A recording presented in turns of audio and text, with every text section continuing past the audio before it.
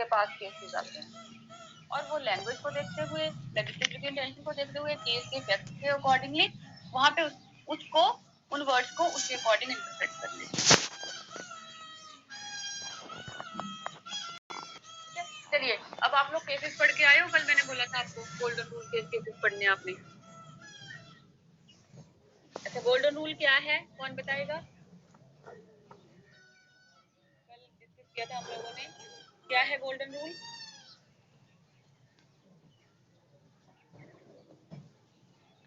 Ma'am golden rule जैसे otherwise जैसे normal circumstances में अगर जो लॉ है उसकी जो लैंग्वेज है अगर वो क्लियर है, सिंपल है, कोई उसमें एम्बिग्विटी नहीं है, अब्सर्डिटी नहीं है, तो उसको वैसे ही लिया जाएगा जो उसकी ऑर्डिनरी और नेचुरल मीनिंग होगा। बट अगर उसमें कोई एब्सर्डिटी है या उसमें एम्बिग्विटी है या जो उसका मीनिंग निकल के आ रहा है उसकी वजह से कोई बहुत ज्यादा कॉम्प्लेक्सिटी क्रिएट हो रही है, तो फिर उसका मीनिंग जो है वो जजेस अपने अकॉर्डिंगली इंटरप्रेट कर सकते हैं, जो कि जो लेजिस्लेशन की इंटेंशन है उसके अकॉर्डिंगली होगा। हाँ जी ठीक है जी। तो गोल्डन रूल क्या होता है कि लिटरल रूल को ही, लिटरल रूल की ही एक तरह से एक्सपेंशन है, उसकी मॉडिफिकेशन है। पहले रूल कौन सा अप्लाई करना है? लिटरल रूल, ठीक है। सबसे पहले प्राइमरी रूल वही यूज होता है। अगर लिटरल रूल से काम चलता है तो ठीक है, अगर नहीं चल रहा, अगर उससे कोई एम्बिग्विटी अराइज हो रही है तो वहां पे क्या होगा, जजेस क्या है उस वर्ड को अपने अकॉर्डिंगली मोल्ड कर देंगे, उसको मॉडिफाई करके उसको यूज करेंगे कि which is the appropriate word for that word in इसके ऊपर इशू है, उस वर्ड का क्या एक्चुअल मीनिंग लेना चाहिए, वो फिर जजेस अपने अकॉर्डिंगली होल्ड कर लेते हैं। सिंपल सी बात है, बाकी हम लोग काफी कुछ इसमें डिस्कस करते हैं, है ना। तो चलिए केसेस करके आए हो ना आप लोग?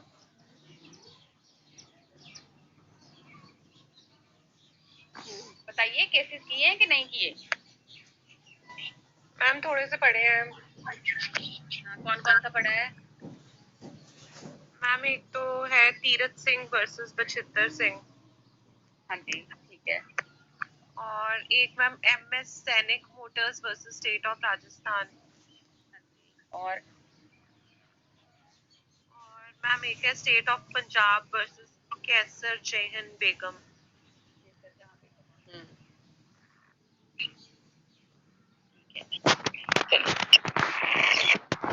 आज हीना नहीं आई?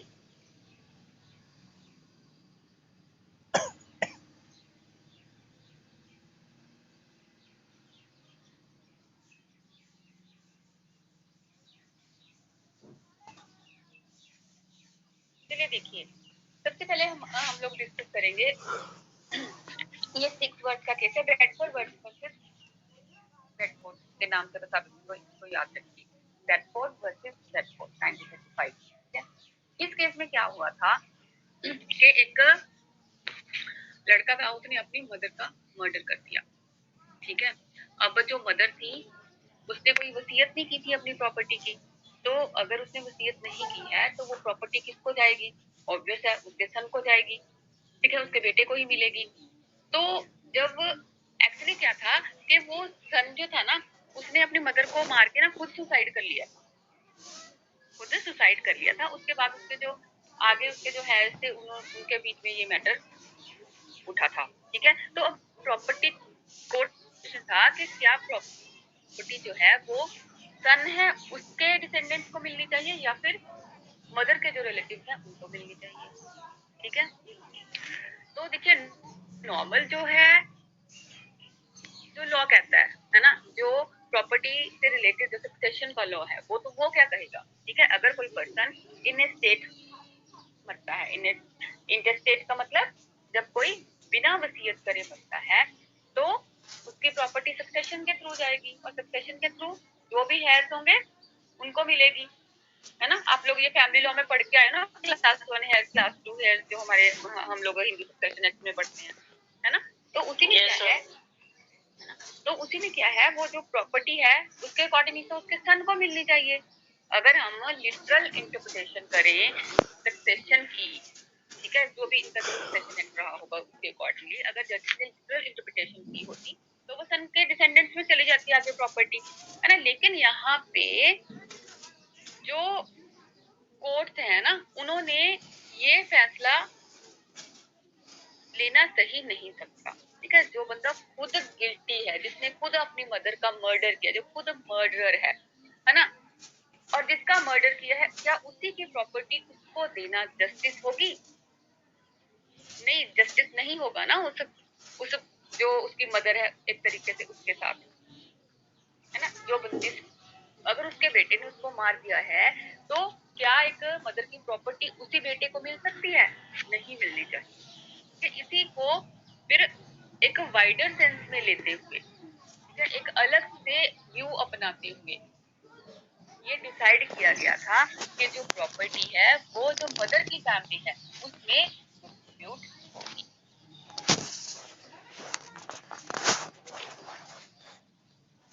क्योंकि ये सिर्फ एक ये चीज नहीं थी। मान लीजिए यहाँ पे तो सुसाइड कर लिया, ठीक है। समटाइम्स अगर केसेस ऐसे आते हैं कि सन ने मदर का मर्डर किया या फादर का मर्डर किया, ठीक है, कोई इन फ्यूचर अगर केसेस आते हैं, ठीक है, तो वहां पे क्या कोई बंदा ऐसे ले सकता है, प्रॉफिट ले सकता है, बेनिफिट ले सकता है? क्या वो अपने लिए प्रॉपर्टी की डिमांड कर सकता है?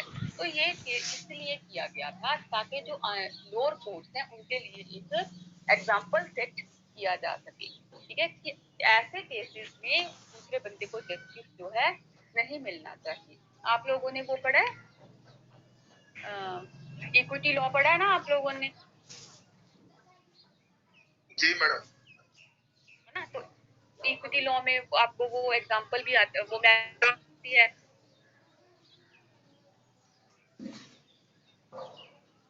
याद है किसी को?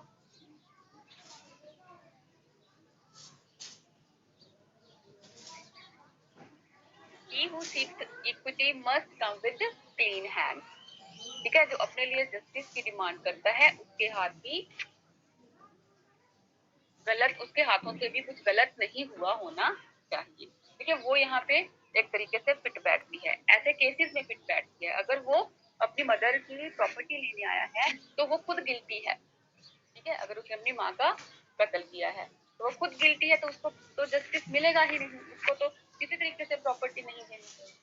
तो सिमिलरली ऐसी कंडीशंस में क्या होता है कि कोर्ट, अब देखिए ये जस्टिफिएबल भी नहीं है, मतलब किसी के साथ भी ये जस्टिस एक तरीके से लोगों के साथ ये पब्लिक पॉलिसी को देखते हुए ये गलत है, रॉन्ग है कि अगर किसी ने अपनी मर्डर कर दिया है उसकी प्रॉपर्टी उसको मिल जाए, ठीक है। तो ये एज अ पब्लिक पॉलिसी या लोअर कोर्ट के लिए एग्जांपल सेट करना, उसको देखते हुए ये वाली अप्रोच जो थी कोर्ट ने इस केस में अपनाई, अडॉप्ट की, ठीक है। यहाँ पे देखिए जो प्रोविजंस है कुछ और कह रही है ना, लेकिन उन प्रोविजन से हटके कोर्ट ने जो है वो डिसीजन लिया। देखिए ये अभी नॉर्मल केस, अगर कोई ऐसा आ जाए कि प्रॉपर्टी किसको मिलेगी, अगर कोई मदर बिना वसीयत करे या फादर बिना वसीयत करे मर जाता है ना, तो प्रॉपर्टी किसको मिलेगी? नॉर्मल है कि जो सक्सेशन एक्ट कह रहा है उसके अकॉर्डिंग प्रॉपर्टी चली जाएगी, लिटरली तो, है ना। लेकिन जहाँ पे कुछ ऐसा हुआ है, कुछ ऐसे फैक्ट्स को अलग, देखिए अभी देखे ना कि केस के अलग अलग फैक्ट्स होते हैं, अभी एक केस में कुछ है, दूसरे केस में कुछ है, तो वहां पे कोर्ट ने अपने अकॉर्डिंगली केसेस को देखते हुए इंटरप्रेट कर लिया, ठीक है। तो यहाँ पे अगर ब्रॉडर अप्रोच अपनाई गई है तो यहाँ पे क्या है, एक यहाँ पे गोल्डन रूल एक तरीके से अप्लाई किया गया है। तो गोल्डन रूल मतलब जो सारी प्रॉब्लम्स को सॉल्व कर देता है ना। हमने पढ़ा ना गोल्डन रूल का क्या मतलब होता है, तो सभी प्रॉब्लम्स को सॉल्व कर देता है। तो यहाँ पे ये प्रॉब्लम एक तरीके से सॉल्व हो गई कि अगर कोई खुद गिल्टी करके ऐसे अपने लिए जस्टिस मांगने आ रहा है तो उसको जस्टिस नहीं दिया जाएगा, ठीक है। Is it clear? अभी आपको केस क्लियर है ये वाला? Yes ma'am. सिंपल सी बात है कि मतलब नॉर्मली आपने केस में क्या याद रखना है कि जो सन है उसने अपनी मदर का मर्डर किया, ठीक है, और खुद सुसाइड कर लिया। उसके बाद उसके जो जो सन के जो आगे है ना, वो प्रॉपर्टी के लिए और मदर के जो रिलेटिव्स हैं उनके बीच में प्रॉपर्टी के लिए डिस्प्यूट हुआ कि प्रॉपर्टी किसको मिलनी चाहिए, ठीक है। तो कोर्ट ने यहाँ पे मदर के रिलेटिव्स को अलाउ किया था, उनके फेवर में वो केस जो था दुकान किया था, उन्होंने सन को अलाउ नहीं किया। ऊपर जाते आ जाते ठीक है, चलिए नेक्स्ट बैठना केस करते हैं। चल दिया चलिए, अच्छा किसी ने केस पढ़ा ये वाला ली वर्सेस लैप वाला, कोई पढ़ के आया?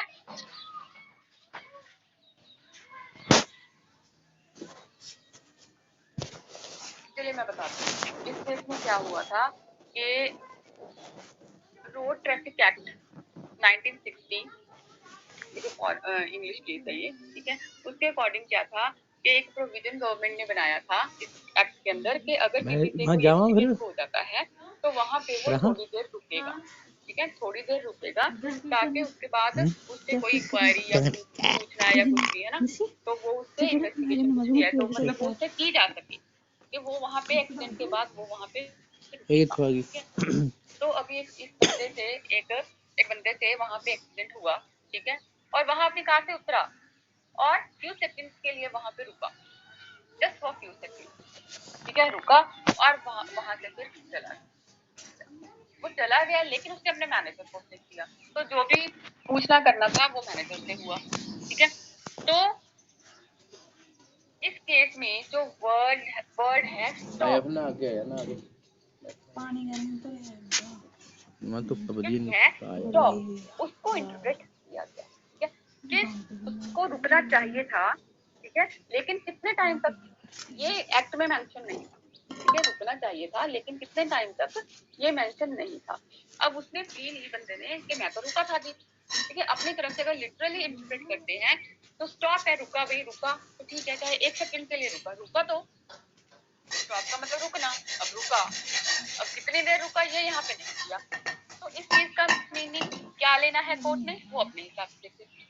तो कोर्ट ने यहाँ पे कहा कि स्टॉप का मतलब है कि एक रीजनेबल टाइम तक वो वहां पे रुके, ठीक है, ताकि वो एक्ट का जो पर्पस है वो सॉल्व हो सके। वो एक्ट बनाया किस लिए गया है या वो प्रोविजन उसमें किस लिए ऐड किया गया है, ताकि जो भी उससे इंक्वायरी करनी है, पूछना है उससे जो भी, ठीक है, जो भी उससे इंफॉर्मेशन लेनी है कि अगर जैसे मान लीजिए पुलिस में आना है तो उससे पूछेगी सब कुछ, है ना, फॉर्मेलिटीज करेगी, उसके लिए बंदे का वहां पे होना जरूरी है, डूमना, ठीक है। तो अगर वो वहां पे नहीं है या कुछ देर के लिए रुका है, बिल्कुल पता नहीं और क्या फ्यू सेकंड्स क्या होते हैं, जस्ट ये फॉर्मेलिटी करना हो गया, तो यहाँ पे कोर्ट ने कहा था कि एक उसको अगर रुकना है, रुकने का मतलब है, स्टॉप का मतलब है कि कुछ टाइम तक, कुछ रीजनेबल टाइम तक वो वहां पे, अगर उसके रुकने के बाद मान लीजिए वो आधा घंटा, for example, just for example, वहां पे पुलिस आ जाती है और सारी जो भी है ना इंक्वायरी करनी होती है उससे कर ली, तो दैट इज, ठीक है, कि आधा घंटा रुका तो ठीक है। मान लीजिए उसने आधा घंटा 1 घंटा वेट की और फिर भी पुलिस नहीं आई, ठीक है, इंक्वायरी करने के लिए पुलिस ने आना या किसी को भी डिपार्टमेंट को ऑथराइज किया हो, किसी से पूछना है जो भी है ना, अगर वो नहीं आते तो वो बंदा वहां से चला जाएगा, तो उसके ऊपर फिर कोई मतलब कोई एक्शन उसके अगेंस्ट फिर नहीं लिया जाएगा, सिर्फ इस चीज को लेके कि वो रुका या नहीं रुका, क्योंकि अगर वो रुका है उसने एक रीजनेबल टाइम तक, देखिए अगर उसने 1 घंटा वेट किया तो उसको रीजनेबल मान लिया जाएगा, ठीक है। को देखो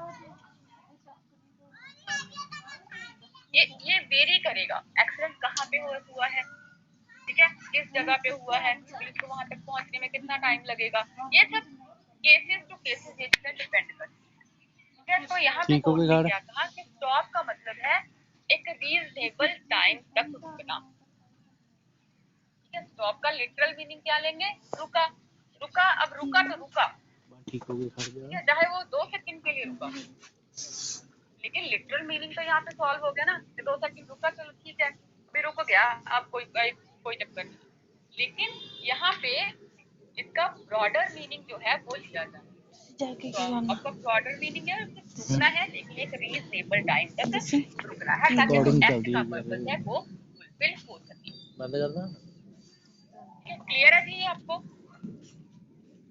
इज इट क्लियर बेटा?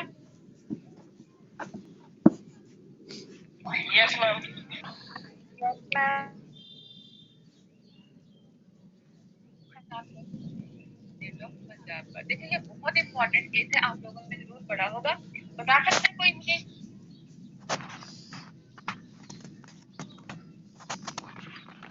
बता सकता है? ये वेरी वेरी इंपॉर्टेंट केस। इस केस की वजह से गोलकनाथ मतलब स्टेट ऑफ पंजाब का जो केस है, इस केस की वजह से 24th अमेंडमेंट आया था अपना। 24th अमेंडमेंट से क्या हुआ था, आर्टिकल 13 में क्लॉज 2 जोड़ी गई थी। इस केस में आर्टिकल 13 को लिटरली मतलब उसका जो एक तरीके से जो बिल्कुल लिटरल इंटरप्रिटेशन नहीं थी उसकी, ठीक है, तो उसमें क्या लिखा है या क्या नहीं लिखा है, मतलब उसमें से कोर्ट ने, क्योंकि ऐसा तो वहां पे लिखा नहीं है कौन सा लॉ शामिल है या नहीं है, कोर्ट ने अपने अकॉर्डिंगली उसकी वर्डिंग को पढ़ते हुए, उसको देखते हुए 13 को ये अपना व्यू दिया था कि इसमें जो लॉ के डेफिनेशन है उसमें जो अमेंडमेंट लॉ आते हैं, कॉन्स्टिट्यूशनल अमेंडमेंट करते हैं ना, जो अमेंडमेंट लॉ आती हैं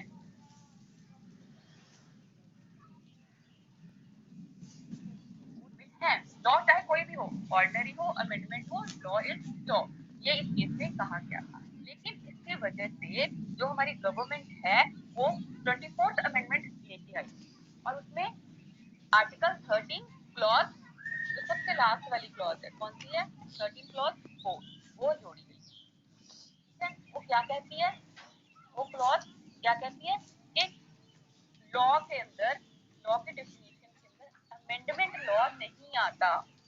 ठीक है, अमेंडमेंट लॉ नहीं आता। एक्चुअली ये क्या था, फंडामेंटल राइट्स में अमेंडमेंट करने के लिए ये चीज बोली गई। ठीक है, मतलब कि एक तरीके से जो गवर्नमेंट थी उसने 13+4 जोड़ के ना ये अपने हाथ में पावर दे दी थी कि हम लोग फंडामेंटल राइट्स में भी अमेंडमेंट कर सकते हैं।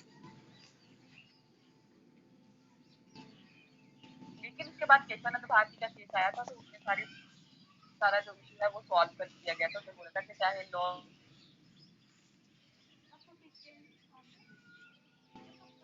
मतलब 13 को, आर्टिकल 13 को देखते हुए अमेंडमेंट लॉ को कोर्ट ने बोला था कि शामिल नहीं है लॉ के में, लेकिन कोई भी लॉ हो, ठीक है, उसको ये भी पावर नहीं दी जाती कि वो फंडामेंटल राइट में हद तक अमेंडमेंट कर दे कि कॉन्स्टिट्यूशन का बेसिक स्ट्रक्चर भी डिस्ट्रॉय हो जाए। ठीक है, अमेंडमेंट कर सकते हो फंडामेंटल राइट में, लेकिन उसका बेसिक स्ट्रक्चर जो है वो डिस्ट्रॉय नहीं हुआ। ये इस केस के मतलब फर्दर रिजल्ट। तो यहाँ पे कोर्ट ने आर्टिकल जो 13 था उसको इंप्लीमेंट किया था कि लॉ के अंदर सिंपली हमें ये चीज देखना है कि सिंपली लॉ के अंदर क्या है, सभी लॉ शामिल है। इससे पहले 2 केसेस आए थे, शंकरी प्रसाद और सज्जन, very very important case law है, हम लोग वैसे ही इनको रेफर कर लीजिए, वैसे ही पढ़ लीजिए, ये चीजें पता होनी चाहिए। ठीक है, तो इस केस में गोलकनाथ के केस में ना, जो सज्जन का केस था या शंकरी प्रसाद का केस था, इनके डिसीजन को ओवररूल किया था और फिर जो गोलकनाथ का जो तो फिर अमेंडमेंट ही हो गया था, है ना, हो गया। चलिए अब आपको समझिए और आर्टिकल 13 नेक्स्ट केस लेते हैं।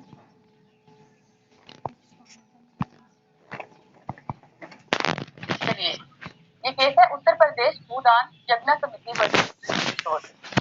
इस केस में क्या हुआ था कि लैंडलेस पर्सन को लेके, ठीक है, आप डिटेल वगैरह आपने पूरी बात में पढ़ लीजिए कि इसमें क्या है। ठीक है, स्क्रीनशॉट ले लीजिए, मैं आपको जो मेन चीज है वो उसमें समझा देती हूँ। ठीक है, जो इस केस में क्या है, ये एक्ट पास हुआ था, यूपी भूदान यज्ञ एक्ट। इसका जो सेक्शन 14 है उसमें वर्ड लैंडलेस पर्सन यूज हुआ था। इसमें क्या था कि लैंडलेस पर्सन को कुछ लैंड देने की बात की गई थी। ठीक है, जो लैंडलेस पर्सन थे उनको कुछ गवर्नमेंट ने लैंड देने की, प्रॉपर्टी जो जमीन है, कुछ जमीन देने की बात की गई थी। अब यहाँ पे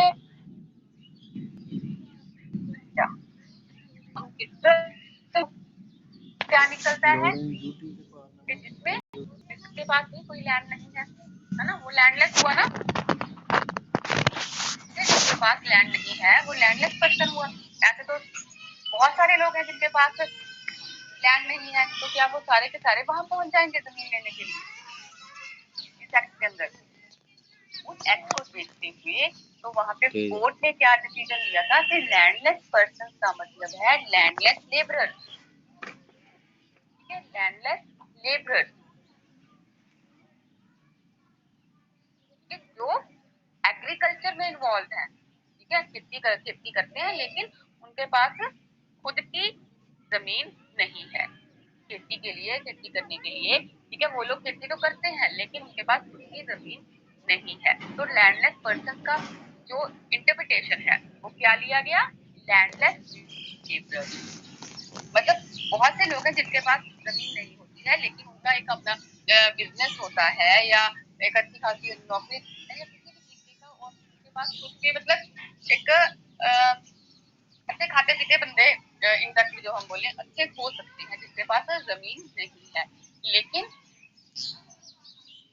इसमें जो पर्टिकुलर लैंडलेस पर्सन की बात की गई है वो क्या है? लैंडलेस लेबरर, ठीक है, जो खेती करते हैं लेकिन उनके पास खेती की जमीन नहीं है। तो लैंडलेस बिजनेसमैन, ठीक है, देखिए बिजनेसमैन हो सकते हैं जिनके पास लैंड ना हो, है ना, तो उनको इसमें शामिल नहीं किया गया।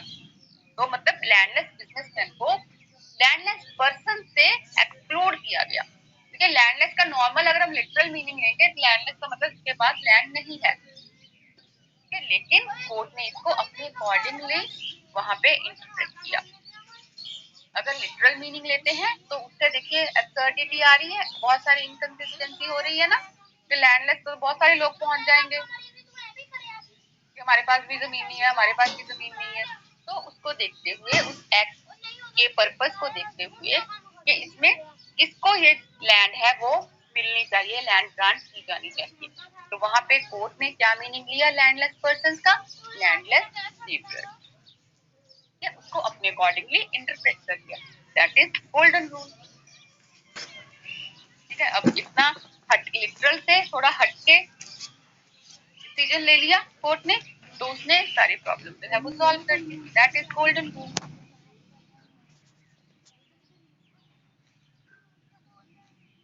चलिए नेक्स्ट केस आता है हमारा Ramjo Mittal versus state of Bihar. इस केस में क्या था कि एक जो ऑफेंडर था, ठीक है, वो बिलो 21 इयर्स का था जब उसने ऑफेंस किया था, ठीक है, 21 से बिलो एज का था। लेकिन जब उसको पनिशमेंट सुनाई गई, जब उसको पनिशमेंट दी गई, तो वो उसकी जो एज थी वो थी 21 इयर्स, ठीक है। लेकिन इसमें जो अक्यूज था, है ना, जो ऑफेंडर था, उसने ये प्ली लेनी चाहिए कि मुझे प्रोबेशन ऑफ ऑफेंडर्स का बेनिफिट मिलना चाहिए क्योंकि at the time of offence he was below 21।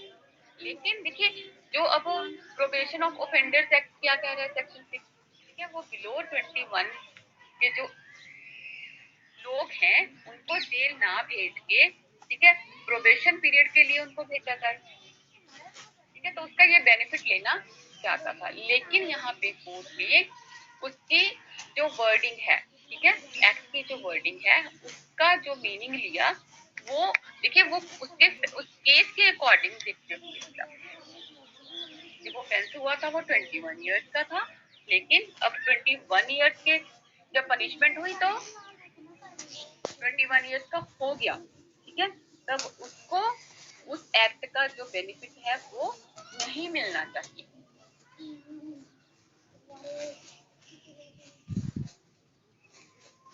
ठीक है, क्लियर है थी आपको ये? हाँ बेटा रिप्लाई करो, is it clear? Yes ma'am. ये जो देखिए यहाँ पे जो एक्ट है ना, उसका जो ऑब्जेक्ट है एक्ट का, है ना, वो किसको सुधारना है ना, किसको जो पनिशमेंट से बचाना है एक तरीके से, है ना, किसको बेनिफिट देना है एक्ट का ऑब्जेक्ट जो बिलो 21। लेकिन यहाँ पे जब बंदा 21 का हो ही चुका है, ठीक है, तो उसको उस एक्ट का बेनिफिट नहीं मिलना चाहिए। तो यही उसकी इंटरप्रिटेशन थी सेक्शन 6 की।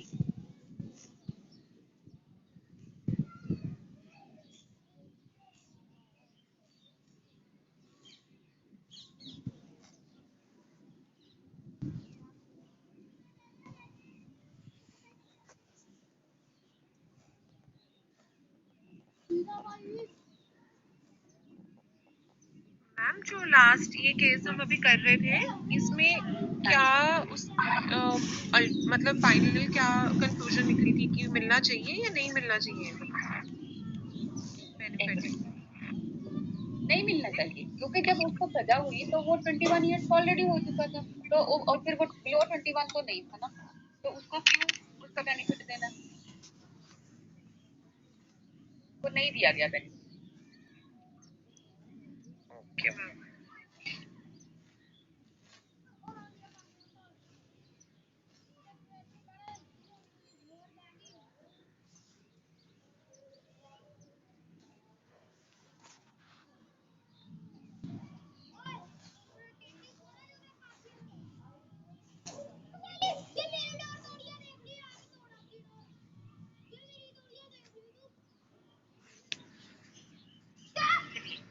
नेक्स्ट हमारा केस आता है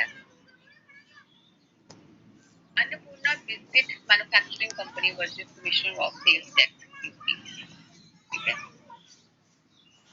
इसमें जो इशू था वो था क्या बिस्किट जो है क्या वो कुक्ड फूड की कैटेगरी में आते हैं,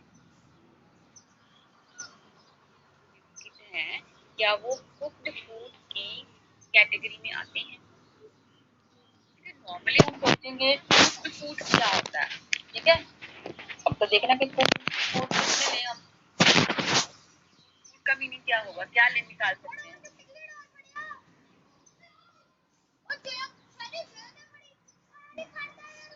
बताइए।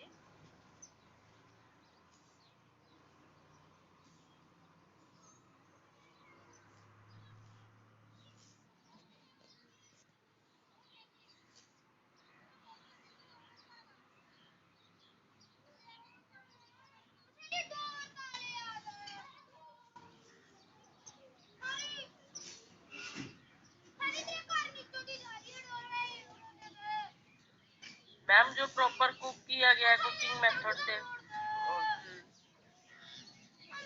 बट बिस्किट तो बेक किया जाता है ना। बेकिंग और कुकिंग देखिए होते तो एक ही उसमें उसके पार्ट है ना, अगर हम इंटरप्रेट करना चाहें तो उसको एक ही कंटेक्स्ट में कर सकते हैं। यस, रॉ मटेरियल से जो प्रिपेयर हुआ है कुकिंग मेथड से तो सेम ही आ जाता है।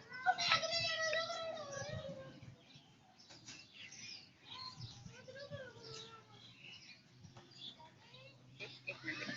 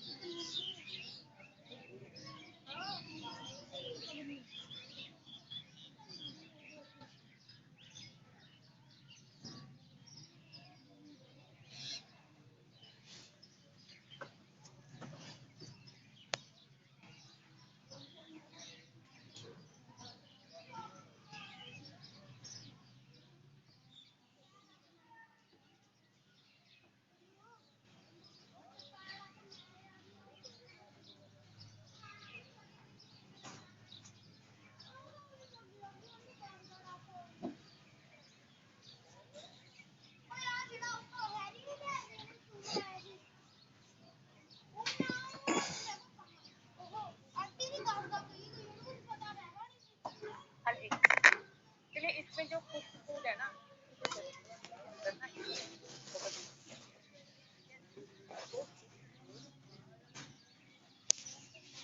इसमें ना मुझे ना थोड़ी सी कंफ्यूजन है ना, आपको कल का डाउट सा लग रहा है।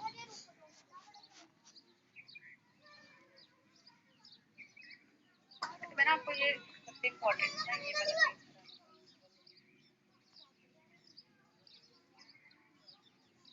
डांसिंग वर्सेस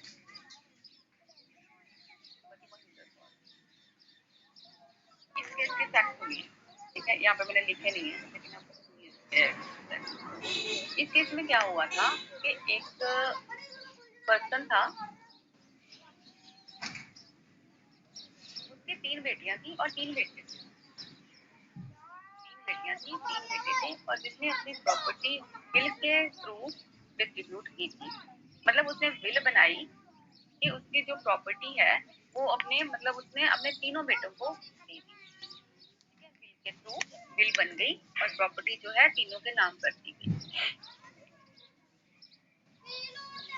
लेकिन उसका जो बड़ा बेटा है, ठीक है, उसकी डेथ हो जाती है। उसका जो बड़ा बेटा है उसकी डेथ हो जाती है। तो उसके बाद वो प्रॉपर्टी उसकी किसको मिलनी थी? उसकी वाइफ को। ठीक है, तो जो दूसरे बेटे थे उन्होंने ये ऑब्जेक्शन उठाया, जो उनका बड़ा बेटा था ना उसकी डेथ हो जाती है, लेकिन उसके 2 साल बाद ही 2-2.5 साल बाद ही जो उनका फादर होता है ना उनकी भी डेथ हो जाती है।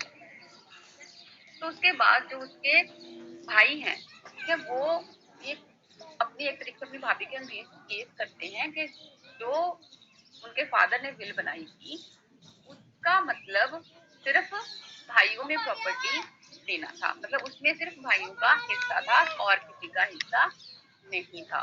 तो ये केस जो है कोर्ट में पहुंचा, है ना। कोर्ट में उन्होंने कहा कि हमें हमारी प्रॉपर्टी दीजिए, क्योंकि इसमें जो वसीयत की है वो सिर्फ बेटों के नाम की है। तो यहाँ पे कोर्ट ने कहा कि देखिए नॉर्मली क्या है, यहाँ पे जो विल की जो है ना, विल को एक तरीके से इंटरप्रेट किया गया है, जो विल की जो डीड होती है ना, तो उसमें क्या है, उसमें क्या लिखा कि जो प्रॉपर्टी है वो किसकी है? भाइयों की प्रॉपर्टी है। ठीक है, और उसके बाद किसको मिलेगी? उनके आगे फर्दर उसकी वाइफ के नाम के मतलब उसकी वाइफ को हो गई, मिल गई वो प्रॉपर्टी। तो उससे वो प्रॉपर्टी इन्होंने लेनी चाहिए थी, लेकिन इसमें जो कोर्ट ने कहा कि बेटे के मरने के बाद, ठीक है, बेटे के मरने के बाद फादर के पास 2-2.5 साल का अच्छा खासा टाइम था, जिसमें वो अपनी विल को चेंज कर सकता था। ठीक है, जिसमें वो अपनी विल को चेंज कर सकता था कि आप कि मैंने उसमें अगर अगर उसने चेंज करनी होती तो अपनी वो जो विधवा बहू है उसको प्रॉपर्टी ना देके वो अपने दूसरे बेटों में दे देता। वैसे तो किसी को भी दी जा सकती है ना प्रॉपर्टी, अगर वो चाहता तो अपनी विल को चेंज कर सकता था, लेकिन उसने ऐसा नहीं किया। तो उसमें उसकी विल का इंटेंशन क्या था? वो अपने बेटे की जो विधवा थी उसको भी प्रॉपर्टी वो देना चाहता। ठीक है, तो यहाँ पे कोर्ट ने क्या किया, उसका ब्रॉडर जो है उसका वाइड जो है मीनिंग निकाला। ठीक है, अदरवाइज प्रॉपर्टी किसमें किसको जा रही थी? बेटों को। ठीक है, बेटों को जा रही थी, जिसमें उसकी अगर एक बेटे की डेथ हो जाती है तो उसके बाद प्रॉपर्टी किसको मिलेगी? उसका जो बेटे का शेयर है वो उसकी वाइफ को ही मिलेगा ना, जिसकी डेथ हो गई है तो उसकी वाइफ का राइट बनता है प्रॉपर्टी के ऊपर। तो अगर बेटे की डेथ पहले हुई है तो फादर की बाद में हुई है, अगर फादर चाहता अपनी वसीयत को चेंज करना तो वो चेंज कर सकता था। अगर उसकी इंटेंशन होती कि जो मेरे बड़े बेटे का हिस्सा है वो मेरी बहू को ना मिल के मेरे बेटों को ही मिले, जो बच्चे हैं 2 उनको ही दूंगा मैं, तो वो उसके पास अच्छा खासा 2-2.5 साल का टाइम था, वो उसने अपनी वसीयत को चेंज कर सकता था, लेकिन उसने नहीं किया। और प्रॉपर्टी जो है कोर्ट ने क्या किया, अलाउ की कि वो जो हिस्सा उनकी भाभी का है वो उसके पास ही रहेगा, वो हिस्सा उसमें डिस्ट्रीब्यूट नहीं होगा उनके भाइयों में। समझ आई आपको?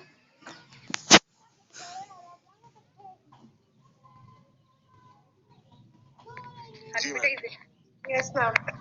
ठीक है, इसमें कोई कंफ्यूजन, क्योंकि इसमें मैंने फैक्ट भी नहीं लिखे क्योंकि ये थोड़ा सा वो प्रॉपर्टी वाला पड़ जाता है ना, तो थोड़ा चार्ट बना के थोड़ा समझाना थोड़ा ज्यादा बेटर रहता है।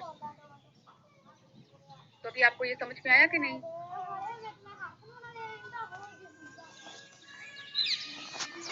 मैम आ गया समझ।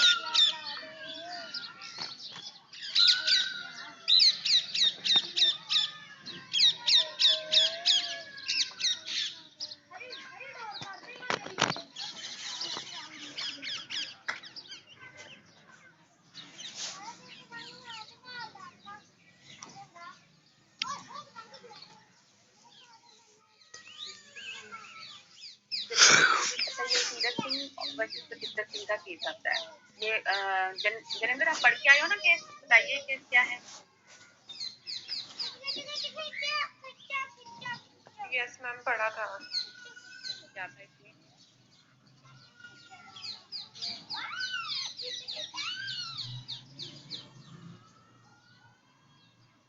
मैम इसमें जैसे केस था, उसमें जो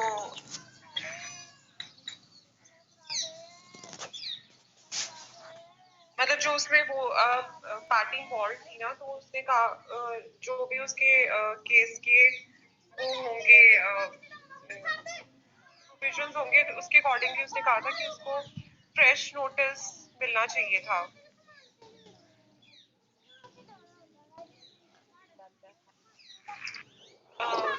उस मैम करप्शन का केस था जैसे इसमें, और जो प्रोविजंस थी उसके अकॉर्डिंगली उसने कहा कि उसको फ्रेश नोटिस मिलना चाहिए, पर सुप्रीम कोर्ट ने इसमें इंटरप्रिटेशन ये दी, मतलब उन्होंने कहा कि ये तो उसको like it will result into absurdity, so they said that अच्छा, किसी और ने पढ़ा ये केस?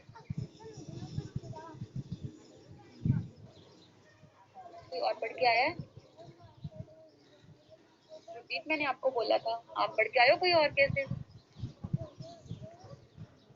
केसेस मैम एक पढ़ा था मैंने, वो पंजाब, स्टेट ऑफ पंजाब और स्टेट ऑफ हरियाणा का SYL का जो मैटर है ना उसमें, वो वाला।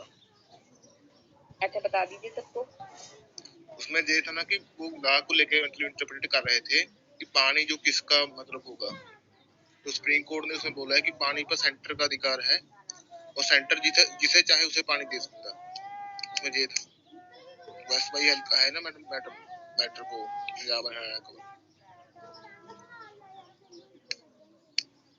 अच्छा, मैंने आपका कल वाले क्वेश्चन का आंसर किया था, आपने सुना?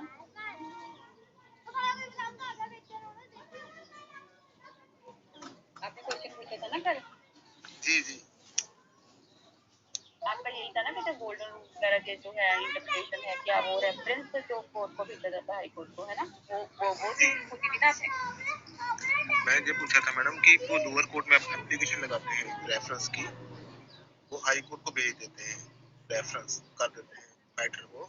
हाँ। तो हाई कोर्ट अगर उससे मतलब एक से ज्यादा मीनिंग निकाल के उसे लोअर कोर्ट को भेज दे तो वो जहाँ पर कंफ्यूजन नहीं हो जाएगी। ये क्वेश्चन नहीं, ऐसे ऐसे कोर्ट भेजे गए ऐसे केस जैसे देखो, अगर कोई मैटर कोर्ट को हाई कोर्ट को रेफर किया जाता है ना, देखिए नॉर्मली किसी वो ये चीज नहीं होती है, ठीक है, वो ये चीज नहीं होती है, ठीक है, होता है केस के इशू को लेके अगर कोई लग रहा है कि किसी मैटर के ऊपर कोई क्वेश्चन ऑफ लॉ है या कुछ भी है, उसके ऊपर हाई कोर्ट रेफरेंस है, जो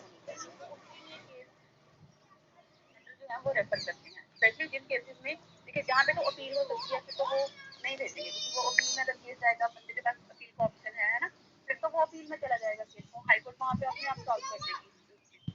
अगर अपील नहीं हो सकती कुछ केसेस में, तो वहाँ पे जो तो वहाँ पे हाई कोर्ट से ऐसे रेफरेंस ले लिया जाता है, कोई एप्लीकेशन भेजते या कैसे भी उनका प्रोसीजर होता हो, ठीक है, तो वहाँ पे कोर्ट उनको एक डिटेल एक्सप्लेनेशन दी,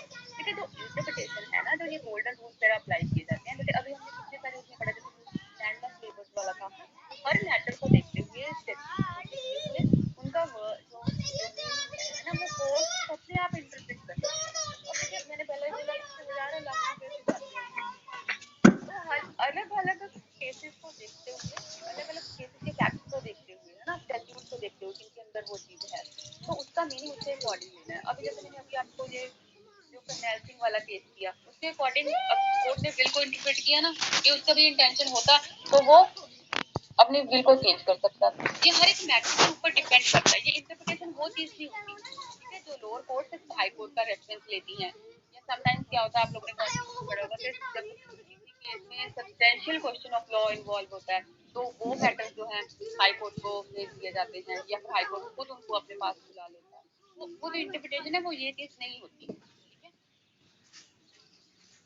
इन रूल्स के साथ हमने कंफ्यूज नहीं होना, क्योंकि ये तो मैटर टू मैटर, देखिए हजारों लाखों केस आते हैं जिनमें पता नहीं कितनी वर्डिंग को कोर्ट में अपने अकॉर्डिंगली इंटरप्रेट करना होता है, अपने अकॉर्डिंग देखना होता है कि यहाँ पे ये चीज ठीक रहेगी।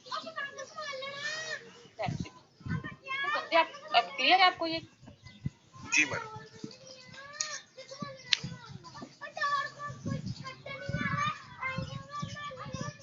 चलिए बाकी के केसेस जो रहते हैं ना कल डिस्कस कर लेंगे, आप लोगों का टाइम भी हो गया।